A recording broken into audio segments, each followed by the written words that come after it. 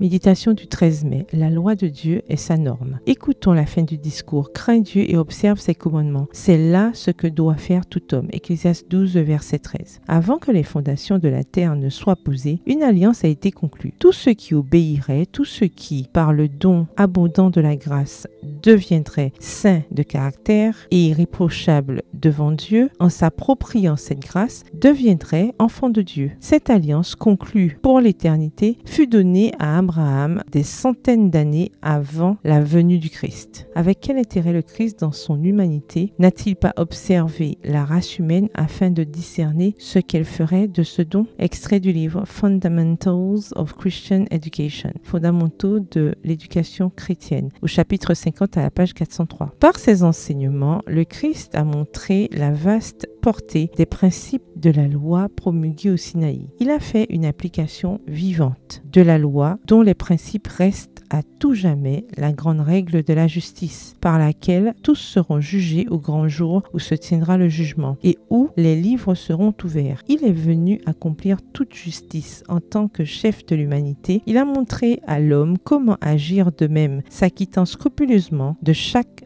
devoir envers Dieu. Personne n'est contraint de perdre le ciel, vu la mesure de grâce offerte à tout homme. Quiconque s'y efforce peut atteindre la perfection du caractère. Ceci constitue le vrai fondement de l'alliance nouvelle offerte par l'Évangile. La loi de Jéhovah est l'arbre. L'Évangile est la floraison parfumée et le fruit porté par cet arbre. Extrait du livre Message choisi au volume 1, au chapitre 26 à la page 248. En rejetant la loi du Très-Haut, les hommes ne savent pas ce qu'ils font. N'est-elle pas la transcription du caractère de Dieu, l'incarnation des principes de son royaume? Celui qui refuse de reconnaître ces principes se place en dehors du canal où les bénédictions divines s'écoulent. Ce n'est que par l'observation des commandements que l'on bénéficiera de toutes les promesses faites à Israël. Ce n'est que sur le sentier de l'obéissance que l'on trouvera la même élévation de caractère, la même plénitude de bénédictions. Bénédictions concernant l'esprit, l'âme et le corps, les maisons et les champs, cette vie et la vie à venir. Extrait du livre Les Paraboles de Jésus, le chapitre Avertissement à la page 265. N'abaissons pas l'étendard, au contraire, tenons-le bien haut, regardant à l'auteur et au consommateur de notre foi. Extrait du livre Fils et filles de Dieu, la lecture du 27 juillet à la page 217. Bonne soirée, que l'Éternel vous bénisse.